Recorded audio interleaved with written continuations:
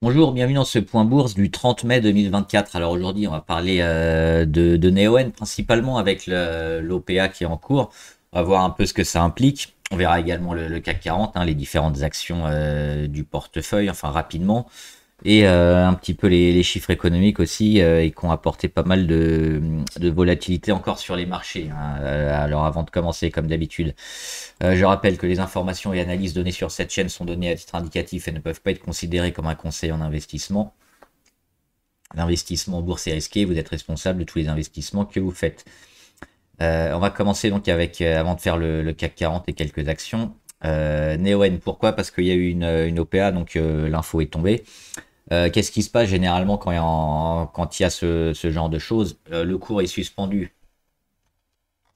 Voilà, hein. Mercredi. Il n'y a pas de cotation aujourd'hui, jeudi, parce que le cours a été suspendu. On prévoit une hausse importante. Quand il y a des écarts aussi gros comme ça, hein, à l'ouverture, de près de, je crois que c'est autour de 7 ou 10%, le cours est suspendu en attendant d'avoir un cours qui s'ajuste. Et puis ça peut être aussi suspendu à la demande de la direction, hein, quand il y a particulièrement des tentatives d'OPA comme ça sur le titre.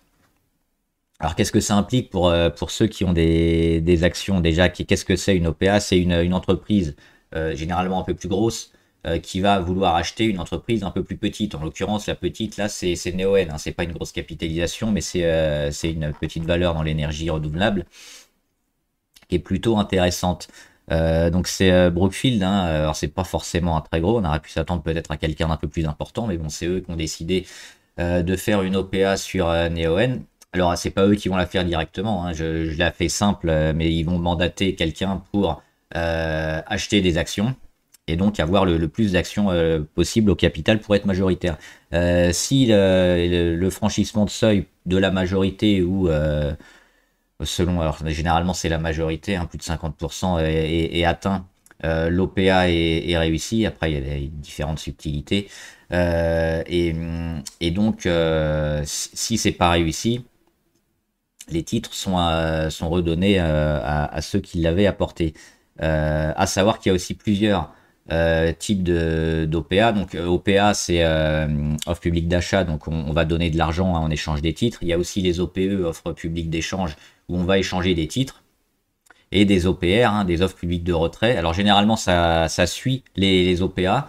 C'est-à-dire qu'une fois qu'on a fait une OPA et qu'on a la majorité, et généralement c'est des fois aussi plus de 90% du capital, on va vouloir retirer la valeur de la cote. Donc on fait une offre publique de retrait au même prix généralement que l'OPA. Et là, du coup, on est obligé d'apporter ces titres. Et le titre est radié de la cote. Et tous les titres ont été amenés à l'OPA. Alors, avant ça, qu'est-ce qui se passe? Donc là, on a les modalités qui vont arriver, hein, même si on en connaît à peu près la teneur. On est autour des 39 euros, je crois que c'est 85, donc à peu près 40 euros sur Neoen. Donc le but, c'est pour Brookfield d'acheter un maximum de titres. Euh, mais dans quelques jours, ça va recoter, hein, une fois que enfin, quelques détails vont être réglés entre les diverses parties. Et si l'AMF, entre autres, ne donne pas un avis contraire, généralement c'est pour la concurrence, hein, pour pas qu'il y ait trop de monopole. Dans ce cas-là, il y en aura a priori pas de problème. Le titre va à nouveau coter sur les marchés. Alors là, qu'est-ce qu'on peut faire? On a plusieurs solutions. La première, bah, le courtier nous envoie généralement des modalités, hein, quand on possède les titres, et on peut les apporter pour l'OPA. Ça, c'est la première des choses à faire. La deuxième des choses, c'est ne rien faire, garder ses titres. Et la troisième, c'est de vendre au marché. Alors généralement, le marché, quand il y a une OPA comme ça, il va s'établir un petit peu en dessous du prix de l'OPA. C'est-à-dire que là, on est sur des 39,85 €. On va partir, on le voit, hein, sur Neoen, autour des 37 ou 38 euros. Hop là, donc l'OPA sera par là, hein. On va la mettre ici, autour des 39,85. Hop. Et le cours, il va être certainement un tout petit peu en dessous. À l'ouverture, il va se situer, je sais pas, autour des 37 ou 38, par là. Et donc, on peut également échanger ces titres à ce moment-là. Alors, pourquoi? Parce qu'on l'a dit, si la société qui fait l'OPA ne réussit pas à avoir un minimum de titres, l'OPA est raté. C'est-à-dire que tous les titres qui ont été apportés au courtier pour le Brookfield, en l'occurrence, vont être restitués à leurs détenteurs et ce sera une opération caduque. Euh, et le cours va reprendre. On peut aussi ne pas apporter ces titres. Pourquoi? Parce qu'on pense que la valorisation peut être beaucoup plus importante, beaucoup plus chère. En l'occurrence, là, ce sera 39,85 €. On peut se dire, alors si on est rentré court terme, ça fait un gros boom, ça peut être intéressant, mais si on a des visées plus moyen long terme, on peut se dire que finalement, c'est pas une très bonne chose et que ça mériterait un prix un peu plus important. Il peut aussi y avoir d'autres concurrents qui vont faire des contre-offres pendant cette période. Donc pour faire monter un peu les enchères, c'est pour ça que c'est pas forcément recommandé d'apporter tout de suite ces titres, hein. Il faut plutôt attendre la fin et voir si ça vaut le coup.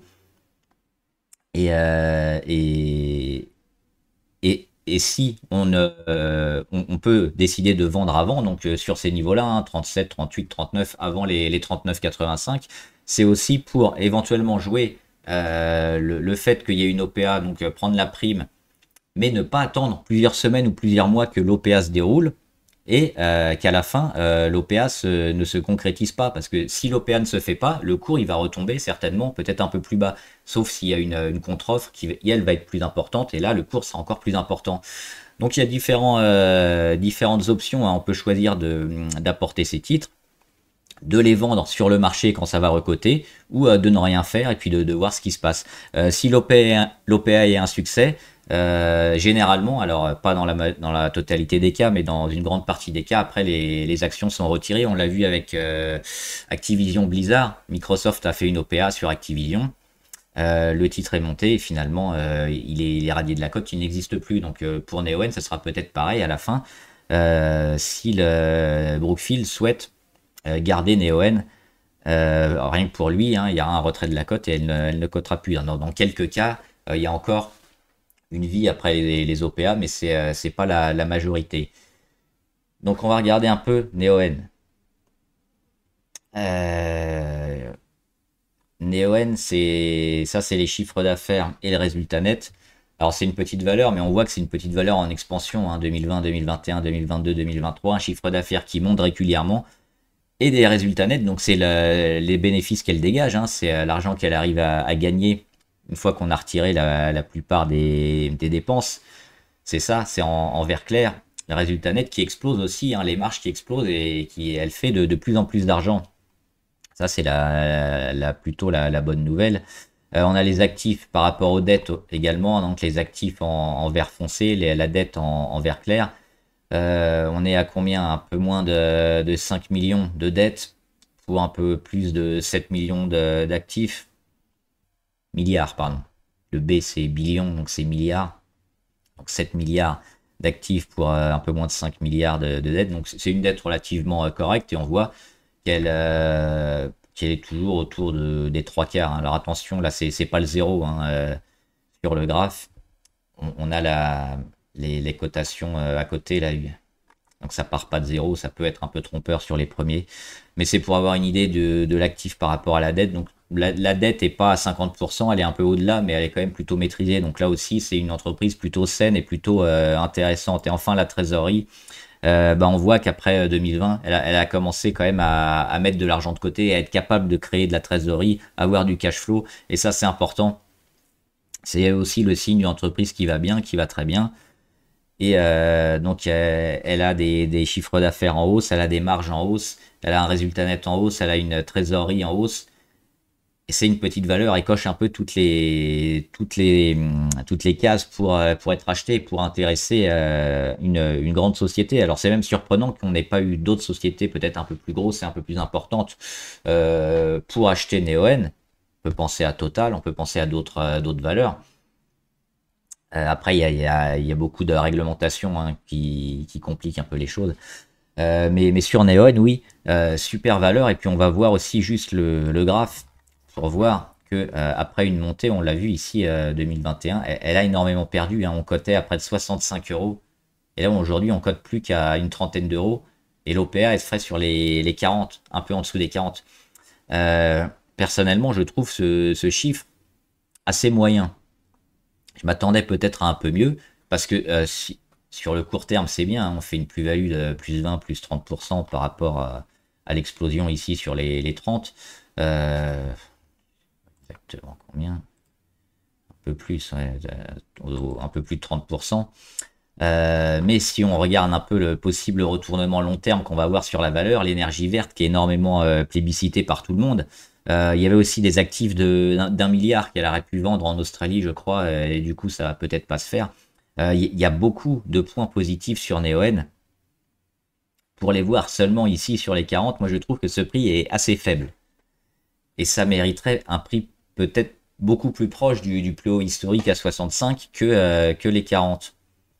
Donc moi, dans un premier temps, je ne vais pas apporter mes titres et puis je verrai comment ça se fait au fil des semaines. Mais je trouve ce prix un peu ridicule par rapport au potentiel moyen long terme de la valeur. Voilà. On va faire ensuite. Donc là, c'était mon avis pour l'OPA sur Neoen. On va refaire un peu la fin le reste de la vidéo avec quelque chose de plus classique.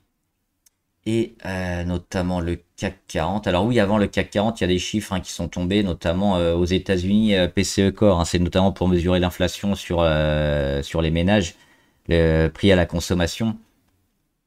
Et là, il est ressorti un peu élevé. Alors on l'attendait un peu plus élevé, on l'attendait à 3,6.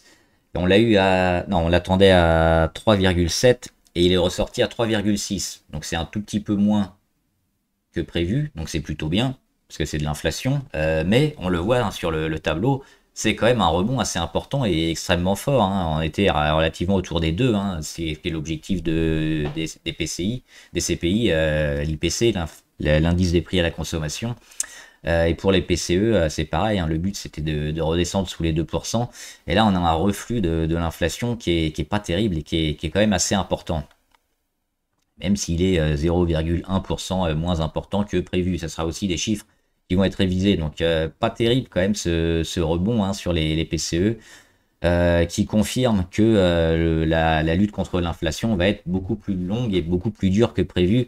Et là encore, hein, les dirigeants des banques centrales et notamment de la Fed, parce que là c'est aux États-Unis, sont un peu à mettre au premier plan parce qu'ils n'ont pas fait du très bon travail depuis le début. Hein. Une inflation qui est quand même assez énorme. Et enfin, donc le CAC 40, pour voir que le CAC, léger rebond aujourd'hui, plus 0,5, mais on est pour moi toujours dans cette phase de conso, hein, sous cette oblique-là. On va probablement aller combler le gap, donc là on a un début de réaction, mais on le voit, le rebond, plutôt même pas à la moitié hein, de ce qu'on a perdu hier, on va plutôt essayer, je pense, de continuer à aller combler le gap vers les 7820 avant d'avoir quelque chose d'un peu plus fort. Alors juste un petit point sur Arcelor. Évidemment, je suis parti hein, de mon short sur Arcelor parce que ça a été dès le début de journée, hein, on est reparti à la hausse et puis on a complètement annihilé le chandelier d'hier avec le support ici sur les 23,3 et on revient autour de toutes les moyennes. Donc Arcelor qui continue de travailler hein, sur support. On aurait dû avoir la confirmation aujourd'hui si on était bien en phase baissière. On ne l'a pas eu, on a eu la réaction. Donc trade avorté sur le short d'Arcelor. Je voulais parler aussi de quelques valeurs. Alors on va faire juste la française avant, après on fera les chinoises et américaines. Genfit qui continue. Alors moi je suis parti, peut-être un peu tôt.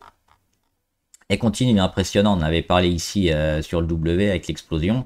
Le premier objectif, c'était les 3,8 qu'on a atteint assez rapidement. Le deuxième, c'était les 4,7, 4,9 hein, qu'on a atteint hier. Et aujourd'hui, bah, elle continue vers les 6,2. Impressionnant, Genfit. Alors moi, je l'avais prise par là. Hein. Alors il y en a qui l'ont peut-être prise avant pour du long terme. C'est compliqué. On le voit, hein, les gros pics généralement ont été vendus assez rapidement après. Et moi, ce qui me rend pas extrêmement confiant pour la suite, j'ai peut-être tort, hein, on verra, ça va peut-être continuer très très haut. Bah, c'est les volumes, on le voit, hein, il y avait des pics de volume énormes ici, même avant, hein, sur la baisse, là aussi au mois de juillet 2023, les pics ici de volume qu'on a depuis quelques jours, ils sont pas monstrueux.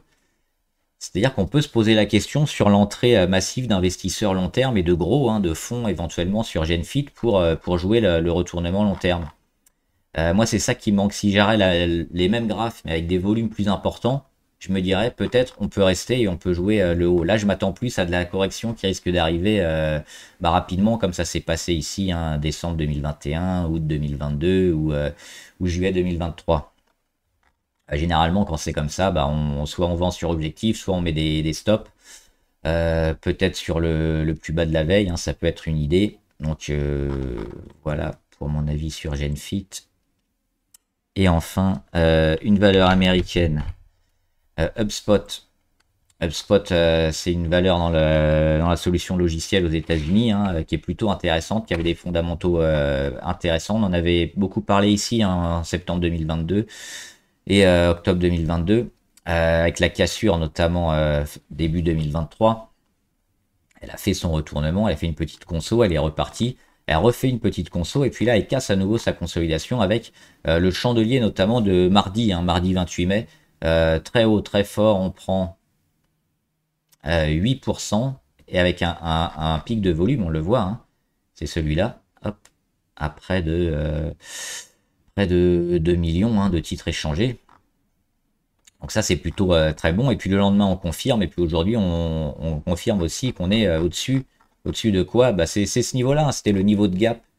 Alors non, je sais pas si elle avait fait un gap, mais c'est un niveau qu'on avait bien travaillé ici en 2021 avant de chuter et que finalement on a repris. On peut aussi voir, hein, ici, hop, une tasse, une anse, et puis là on est en train de casser, donc plutôt favorable aussi pour un retournement qui a déjà eu lieu, hein, le retournement, mais une continuation de la tendance haussière sur HubSpot avec comme objectif peut-être retrouver les plus hauts, hein. On surveillera les résultats et les fondamentaux, mais j'ai regardé, c'est plutôt très intéressant, hein, ce que propose HubSpot dernièrement. Donc objectif, il est là. Aller chercher les 850 sur HubSpot. Alibaba aussi, avec la Chine, mais pas seulement avec le cloud, l'intelligence artificielle. On sait qu'Alibaba, ils sont orientés aussi là-dessus. Et donc le retour de la Chine et l'e-commerce, hein, si ça se confirme, Alibaba aura beaucoup à faire parce qu'ils ont beaucoup perdu, parce qu'ils ont trop perdu, je pense. On l'avait vu ici, hein, notamment entre octobre 2020 et mars 2022, où on avait perdu 76% de la valeur, donc c'était complètement massacré. Après, on a une grosse période de temporisation, un peu de range, et puis dernièrement cette phase-là qui est plutôt intéressante d'accumulation et les départs intéressants avec les volumes aussi, des volumes plutôt corrects, hein, dernièrement. Il y a beaucoup aussi d'investisseurs de tout bord, un peu, on en parle un peu dans pas mal de milieux, Alibaba, pas seulement les institutionnels, mais les investisseurs privés, les gros. Il y a beaucoup de gens qui se mettent sur Alibaba en ce moment. Je pense que c'est intéressant. On a eu un gros pic, on a eu le pullback maintenant après le breakout, hein, avec le comblage du gap ici sur les 68,7. Et on revient où? On revient ici, hein, pile sur l'oblique blanche. Le travail de la moyenne à 200. Normalement, hein, on retravaillera cette zone-là pour aller à nouveau vers les plus hauts. Je pense qu'il faut renforcer Alibaba, ou il faut acheter, il faut rentrer maintenant. Et ce sera certainement une valeur qui ira beaucoup plus haut que ces niveaux-là. C'est une valeur qui est sous-valorisée, hein, sous les $100. Et je pense qu'en 2025 ou fin 2024, hein, on ira taper les 120 ou plus, hein. Donc c'est vraiment l'objectif sur Alibaba. Ce qui fait quand même un pourcentage assez énorme parce qu'on est même pas sur les 80 là. Moi, je commence à pyramider un peu la position sur Alibaba pour en faire ma première ligne notamment. Et on va faire rapidement les valeurs abonnées.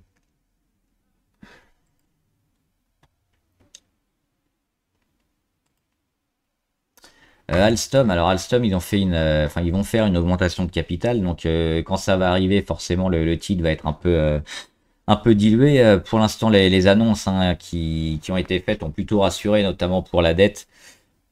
Ça va permettre de réduire et de maîtriser un peu la dette importante sur Alstom. Moi, je m'attendais pas à une reprise assez forte et quasiment en V hein, d'Alstom suite à ces annonces un petit peu. Euh, elle a tout cassé. Alors, elle a toujours le gap hein, sur les 21,40. Il faut attendre, je pense, l'AK, l'augmentation de capital. Et puis peut-être après, une fois qu'on aura les nouvelles actions émises, se replacer sur Alstom. Je ne sais pas sur quel niveau ce sera. Je ne sais pas quel niveau de dilution on peut attendre. Peut-être 5-6%. Hop. Mais pour l'instant, oui, elle est toujours haussière et c'est assez impressionnant. Pas un avis très tranché quand même sur cette valeur hein, qui va rester volatile, je pense, pendant un moment.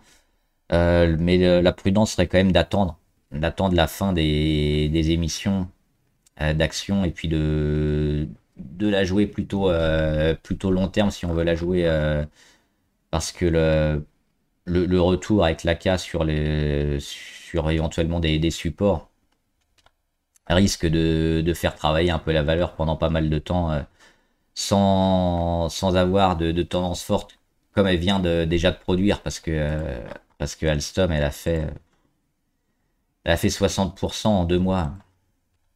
Donc bravo à ceux qui l'ont tenté, hein, mais là forcément on arrive sur la fin. Alors Française de l'énergie, intéressant. Elle a plutôt des bons fondamentaux, hein, Française de l'énergie. Moi j'étais très surpris qu'elle décroche comme ça.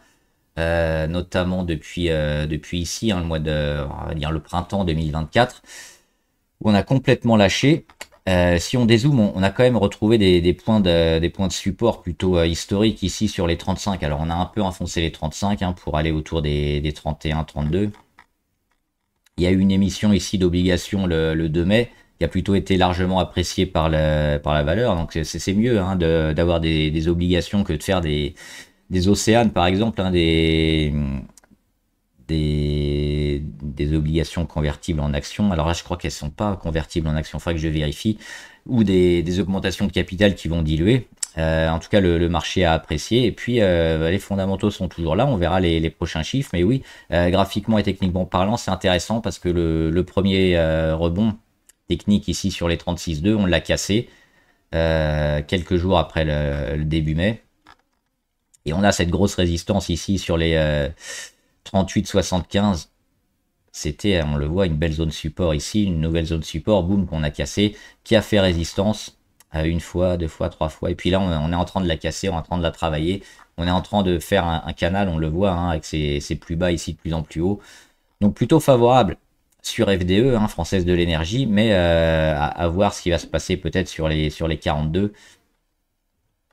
Peut-être attendre le début d'un retour à la moyenne sur Française de l'énergie, parce qu'on a gagné pas mal, peut-être continuer ici, revenir sur les 38 par là, et puis après repartir. Donc plutôt favorable quand même sur FDE, mais peut-être attendre un timing un peu meilleur pour le court terme. Pour le moyen long terme, ça semble plutôt bien parti. Imeris, je crois qu'on l'avait déjà fait, il n'y a rien de nouveau. Hein. On va toujours comme objectif d'avoir les 37,50. PayPal, il y a eu un relèvement d'objectifs sur PayPal hein, par des analystes, ce qui explique en partie la hausse. Pour moi, c'est toujours très sous-valorisé. PayPal, hein, c'est une belle valeur, c'est une belle entreprise. C'est pareil, la voir sous les 100 dollars, c'est assez hallucinant. Donc moi aussi, je suis sur PayPal. J'attends un gros retournement long terme hein, pour 2024 et puis la voir beaucoup plus haut que ces zones-là. On voit quand même il y a des plus bas qui sont rachetés ici sur l'oblique blanche, hein, quasiment, qui viennent se suivre. Et puis la résistance à 68,2, qui a déjà été pas mal de fois testée, un peu percée, donc on est en train de l'affaiblir. Il y a certainement, avec cette recommandation d'analyste à la hausse, ça va, je pense, permettre le dernier sursaut qui manquait à PayPal pour enfin la casser et puis commencer son retournement et sa séquence. Donc si vous n'êtes pas dessus, probablement un timing intéressant pour entrer dessus. Virgin Galactic, qui a rien de particulier. On a éventuellement ce petit canal. Alors là aussi, c'est spéculatif. Hein, Virgin, on joue plutôt le long terme. C'est une valeur qui a toujours un risque de décrocher. Mais moi, j'aime bien les volumes quand même, les volumes de rachat ici, les gros pics de volume. c'est plutôt intéressant, c'est plutôt favorable. Et puis le jour où on viendra casser ici les 1,38, hein, autour des 1,40, on aura peut-être aussi une confirmation que la baisse de Virgin est terminée et qu'on va commencer à construire un peu plus vers le haut. Donc éventuellement, oui, pourquoi pas acheter, hein, ces niveaux-là, si on voit qu'il y a du rebond demain, ça peut être intéressant. Et puis pareil, les 1,38, 1,40, si on arrive à les casser à la hausse, ça peut être pas mal. Et puis ZIM, Integrated Chip, c'est pas mal niveau moyen terme, on le voit, avec deux belles phases ici de conso. La première, forcément, on revient sur les moyennes, c'est un échec, comme souvent. La deuxième, ça passe. L'objectif, il est où? Bah, on n'est pas loin de l'objectif, hein, des 25. On voit que c'est une zone qui a été beaucoup travaillée. Ici, mois de mars 2023 notamment. Donc ce sera peut-être un peu compliqué de la passer, mais ce qu'on peut faire, c'est s'en rapprocher, alors faire un échec ou s'arrêter juste avant, redescendre un peu. Moi, j'aimerais bien qu'on descende ici, sur les 15-16 environ, et repartir. Et là, ce sera un beau signal d'achat, parce qu'on le voit, hein, la valeur est en retournement. Mais ça demande toujours des digestions, hein, plus ou moins fortes. Alors potentiellement, elle peut toujours partir comme ça, et puis on peut l'attendre sur le quai, qui finalement elle reviendra que ici. Mais c'est plus prudent quand même d'attendre la fin de la belle hausse, parce qu'on a monté de, hop, on a monté de 130% en un mois et 10 jours. C'est beaucoup. Donc oui, attendre la fin, attendre un début de conso, et puis ce début de conso devrait être plutôt racheté. Donc c'est une valeur qui est intéressante à suivre et qui est assez volatile, et il y a beaucoup de volume aussi, donc ça c'est soutenu. Ça mérite d'être suivi, je pense. Voilà, j'espère que la vidéo vous a aidé. N'hésitez pas à me dire ce que vous en pensez en commentaire, et puis on en discutera. Bon trade, à plus!